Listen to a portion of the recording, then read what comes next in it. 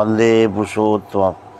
আপনারা সবাই কেমন আছেন আমাকে কমেন্টে লিখে জানাবেন। জানালে আমি খুব খুশি হই। আপনাদের মঙ্গল প্রার্থনা পরমপিতার চরণে করছি, আপনারা অনেক বড় হন। আজ যে ঘটনাটা বলবো, যার কেহ নাই তুমি নাকি তার প্রভু, এরকম একটা ঘটনা বলবো। ঘটনা যদি ভালো লাগে অতি অবশ্যই সাবস্ক্রাইব করে দেবেন। কেন কি অনেকে ভিডিও আমাকে ফোন করে, গোপালদা আপনার ভিডিও দেখতে পাচ্ছি না। তা ওরা সাবস্ক্রাইব করতে জানে না, তো সাবস্ক্রাইব না করলে আমার ভিডিওগুলো দেখতে পারবেন না, আপনি আমার সাথে যুক্ত হতে পারবেন না। সাবস্ক্রাইব করে দিলে আমার ভিডিওগুলো মানে যে ঘটনাগুলো সব দেখতে পারবেন। আর নম্বর 2, কোনো সমস্যা যদি হয়, সব সমস্যা না, স্বামী স্ত্রী অশান্তি, ঝগড়া বা ছোটোখাটো রোগ ব্যাধি বা কাজকর্ম ব্যবসায় উন্নতি হচ্ছে না বা কোনো গ্রহদোষের ফিরে পড়েছেন, মানে যা করতে যান সবই নষ্ট হয়ে যায়, এমন কোনো সমস্যা হলে আপনার সাথে আমাকে ফোন করবেন। ফোন নম্বর হোয়াটসঅ্যাপ আছে, ফোন আছে, ফোন করে নেবেন। যদি যা বলবো আপনারা যদি শোনেন, জোর গলায় বলছি সমস্যা কাটবে, জোর গলায় বলি সমস্যা কেটে যাবে, কোনো মিথ্যে কথা না। কিন্তু যা বলবো সেগুলো শুনতে হবে, না শুনলে কিন্তু হবে না। যে কোনো সমস্যার জন্য ফোন করবেন, অসুবিধা নেই। নিজের ভাববেন, দাদার মতন ভেবে ফোন করবেন। জয় গুরু। আমি ঘটনাটা শুরু করি। অনেক দিন আগের ঘটনা।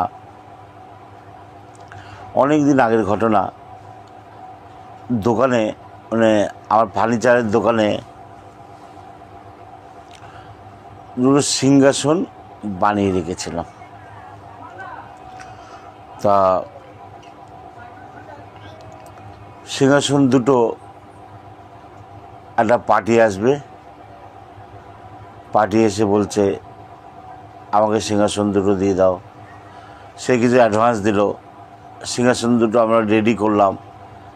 সিংহাসন দুটো রেডি করে ওই দাদা এসে বললো, না সিংহাসন আমার পছন্দ না, এই সিংহাসন নেবো না। মানে ওনার পছন্দ হয়নি সিংহাসনগুলো, কিন্তু উনি নিলেন না। তো আমার মনটা আমার একটু খারাপ হলো। আমি সব রেডি করলাম, এত সুন্দর সিংহাসন উনি নিলেন না। আমরা ঠিক আছে নেবেন না, তো ওনার কিছু বলার নেই। তা উনি চলে গেল। এই কিছুদিন পর আমার আপন বোন সে বলছে, দাদা আমাকে একটা সিংহাসন দে না। বোনকে বললাম ঠিক আছে দেবো, নিয়ে যাস। আমাকে বলছে কত দিতে হবে। বোন বলছে, আমি তুই ঠাকুরের সিংহাসন নিবি, তোমার বোন হোস, আবার জিজ্ঞাসা করছিস কত দিতে হবে। ঠাকুরের সিংহাসন বিনামূল্যে তো নিতে নেই, তোর মন যা চায় তাই দিস। আমি বোনকে বললাম এই কথা। বোন বলছে ঠিক আছে, তাহলে একটা সিংহাসন আমাকে দে। বোনের বাড়িতে দিয়ে আসলাম। সে বোন সিংহাসনটা নিল, নিয়ে বলছে, একদিন পরে বলছে, আমার সিংহাসনটা বুঝলি এটা পছন্দ না, তুই এটা নিয়ে যা দাদা, আমার এটা একটু বড় দেখে ভালো করে ডিজাইন করে এটা বানিয়ে দিতে। তা বোনের বাড়িতেও ওই সিংহাসনটা ফিরে নিয়ে গিয়ে আবার দোকানে রেখে দিলাম। আমি মনে মনে বলছি, ঠাকুর এই সেই সিংহাসন দুটো নিয়ে এত ঘোর পাগল হচ্ছে, কিছুতেই যাচ্ছে না, কি ব্যাপার। সত্যি কথা আমি একটু চিন্তা করছিলাম। তা এর কয়েকদিনের মধ্যে আমাদের ওখানে একদিন কাঠের মিল আছে, সেই মিলের পাশে এক গুরুবোন আমাদের বাড়িতে সৎসঙ্গে যেত। তা ওই গুরুবোন বাড়ি হচ্ছে ওই মিলের পাশেই। তা আমাকে অনেকবারই বলেছে, গোপালদা আমাদের বাড়িতে একটু আসবেন না, একটু আসলে খুব খুশি হব। আমি বললাম সময় পেলে যাব। সেদিনকে পুরো সময় ছিল, মিলে গিয়েছি, মানে যে একটা কাঠ কাটাতে গেছি, সেই মালিক বলছে এখন হবে না, ঘন্টাখানেক লেট হবে। তা আমি ভাবলাম বাড়ি গিয়ে কী করবো, তো ওই গুরু বোনটা তো যেতে পারলো, ওর বাড়ি এখানে, যাই বাড়িতে একটু ঘুরে যাই। আমি ওই পাশে গুরু বোনের বাড়িতে গেলাম, গিয়ে দেখি কি বলবো দাদা, ঘরে কটা বাসন কাসন আর কটা চাদর গ্যাথা, আর কিছুই নেই। আমি বললাম ও মা,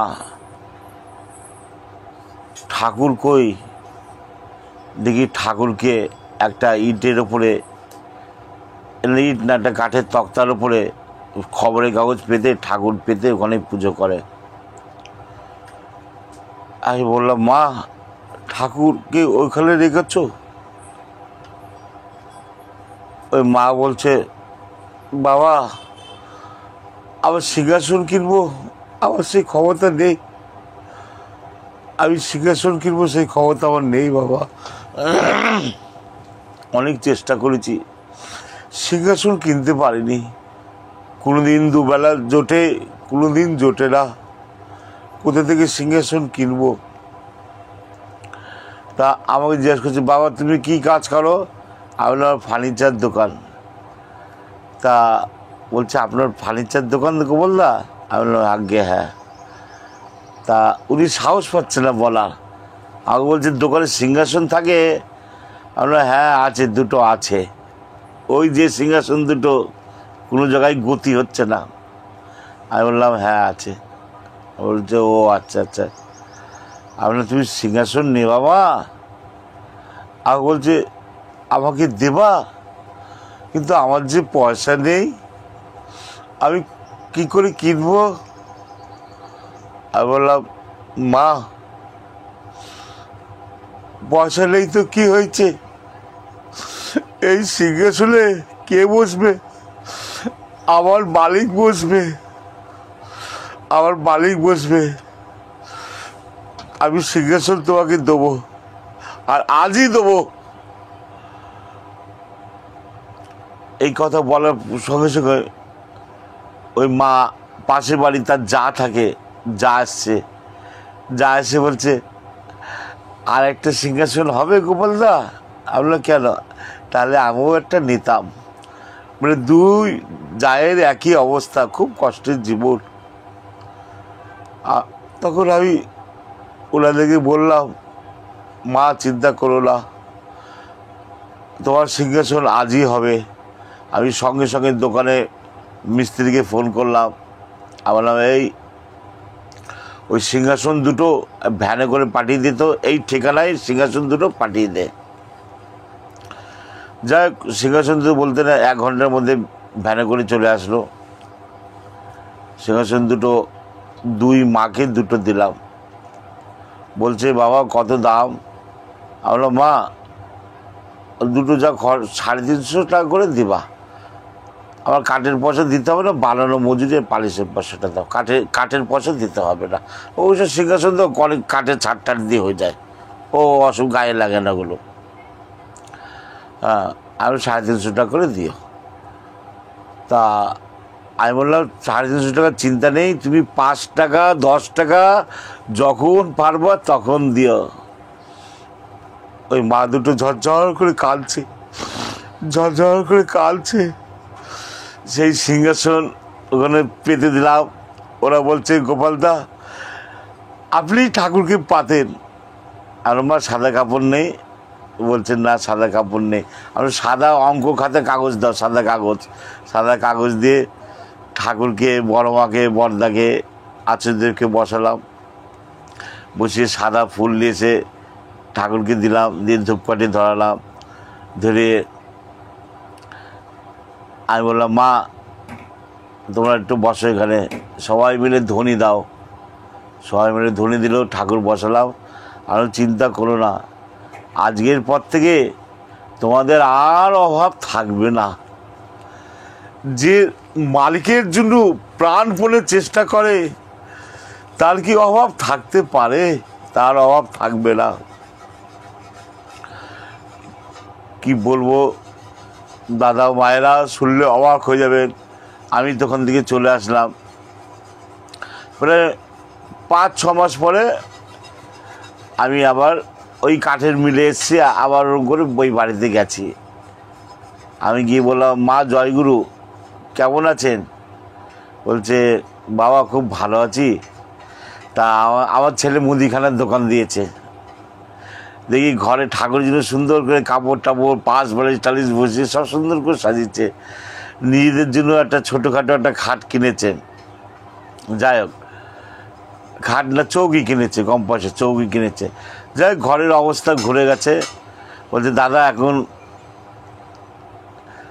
বলতে নেই দাদা, যেদিন থেকে আপনি আমাদের বাড়িতে পা রেখেছেন, আমাদের বাড়ির অবস্থা সব চেঞ্জ হয়ে গেছে। ছেলে এক জায়গাতে একটা টাকা পেলো, সে মুদিখানার দোকান দিয়েছে। আমরা না মা, আমি পা রাখাতে হয়নি, তুমি গভীর ইচ্ছা ছিল, ঠাকুরের কাছে প্রার্থনা করেছিলে, ঠাকুর এই কুকুর, আমি তো তার কুকুর, এই কুকুরের ভিতর দিয়ে তোমার বাড়িতে এসেছিল। আমার কোনো ক্ষমতা নেই, আমার কোনো যোগ্যতা নেই, আমি তার কুকুর, এটা জেনে রাখো। ওই মাকে বললাম, মা বলছে, ও আচ্ছা আচ্ছা। আমার কোনো ক্ষমতা নেই, তোমার গভীর নিষ্ঠা, গভীর ভক্তি, গভীর টানে ঠাকুর এসছিল। আর ওই যে আরেক মা, যা অরুষ মানে স্বামী একটা লন্ডির দোকান দিয়েছে, কি বলবেন বলেন। যাই, দুই পরিবারে কিন্তু একটা ভবিষ্যৎ হয়ে গেল সারা জীবন। এখন আর অভাব নেই, কষ্ট নেই, তারা আনন্দেই আছে। তাই কথায় আছে না, যার কেহ নাই তুমি নাকি তার দয়াল, তুমি নাকি তার, তার তো সত্যিই তার। ঠাকুর এসছে এবার, তিনি দয়ার সাগর। তাকে একটু ভালোবাসলে সব পাওয়া যায়, তাকে ভালোবাসে না তাই কিছু পায়ও না কেউ। অতই সস্তা, ভগবানের দয়া সবসময় হুট করে পেয়ে যাব।